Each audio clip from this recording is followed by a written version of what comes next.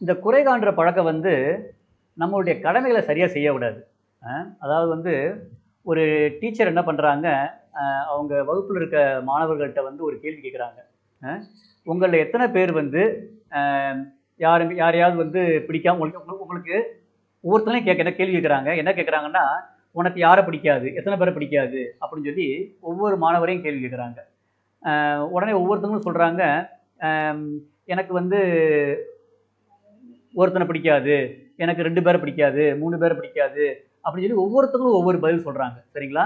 உடனே டீச்சர் என்ன பண்ணுறாங்க, யார் யார் வந்து எத்தனை பேரை பிடிக்காதுன்னு சொன்னாங்களோ அத்தனை உருளைக்கிழங்கை வந்து அவங்ககிட்ட கொடுக்குறாங்க. வேக வச்ச உருளைக்கிழங்கு கொடுக்குறாங்க. உதாரணத்துக்கு வந்து இப்போ ஒரு மாணவன் வந்து எனக்கு வந்து 2 பேரை பிடிக்காது, அவங்க என்ன பண்ணாலும் நான் குறை கண்டுபிடிச்சிட்டு இருப்பேன் அப்படின்னு சொல்கிறப்ப அந்த பையன்கிட்ட 2 உருளைக்கிழங்கு கொடுக்குறாரு.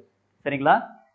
அப்புறம் கொடுத்து எல்லா மாணவர்கள்ட்டையும் அந்த கேள்வியை கேட்டு அவங்க சொல்கிற பதிலுக்கு ஏற்ற மாதிரி அவங்கக்கிட்ட அத்தனை நம்பர் உருளைக்கிழங்கு கொடுத்ததுக்கப்புறம், சரி நீங்கள் எல்லாருமே வந்து இந்த உருளைக்கிழங்கை வந்து நான் சொல்கிற வரைக்கும் நீங்கள் வந்து கொண்டு போகணும், இந்த ஒரு பையில் வச்சு நீ கொண்டு போகணும், கீழே வைக்கவே கூடாது அப்படின்னு சொல்லிடுறாங்க.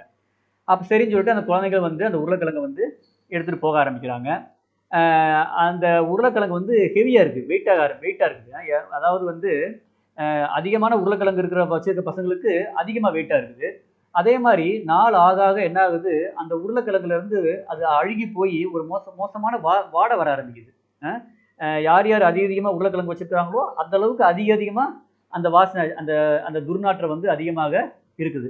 இப்போ குழந்தைங்க யோசிக்க ஆரம்பிக்கிறாங்க, அடடா ஏன்டா நான் இப்படி சொன்னேன், ஏன் இத்தனை பேரை பிடிக்காதுன்னு சொன்னேன் அப்படின்னு சொல்லி குழந்தைங்க வந்து யோசிக்க ஆரம்பிக்கிறாங்க.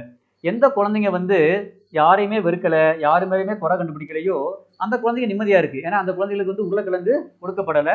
அதனால் அது வந்து உருளைக்கிழங்கை வந்து வெயிட்டை தூக்கிட்டு அலையணும்னு அவசியம் கிடையாது. அதுக்கு துர்நாற்றமும் இல்லை. அந்த குழந்தைங்களாம் நல்லா நிம்மதியாக சந்தோஷமாக இருக்குது. எந்தெந்த குழந்தைங்க வந்து மற்றவங்கள வந்து வெறுக்கிறோம், மற்றவங்கள குறை காண்றோம்னு சொல்லிச்சுக்கிறோ அந்த குழந்தைகளுக்கு கொடுக்கப்பட்ட உருளைக்கிழங்கினுடைய அளவை பொறுத்து வெயிட் ஜாஸ்தியாக இருக்குது, துர்நாற்றம் அதிகமாக இருக்குது.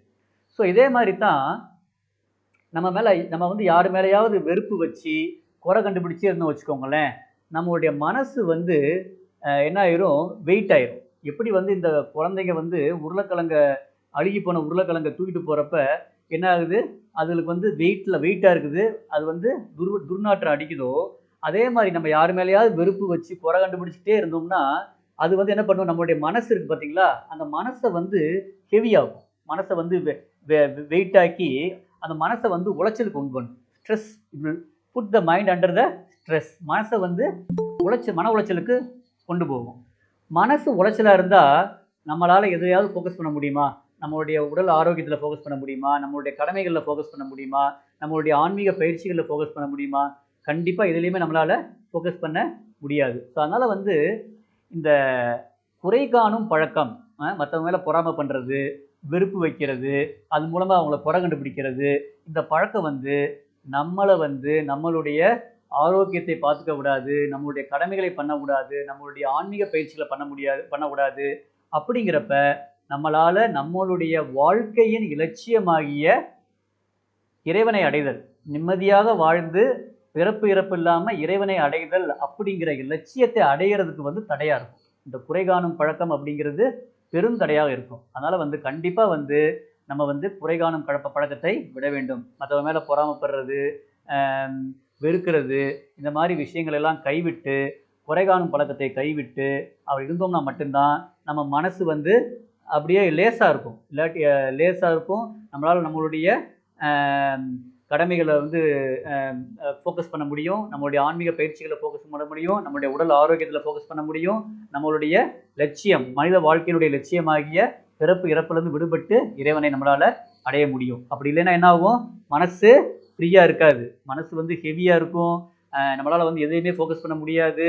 நம்ம வந்து வாழ்க்கையின் லட்சியமாகிய இறைவனை அடைதலை வந்து நம்மளால் வந்து அடைய முடியாமல் போயிடும். சரிங்களா? ஸோ அதனால் வந்து குறை காணும் பழக்கத்தை கண்டிப்பாக நாம் கைவிட வேண்டும்.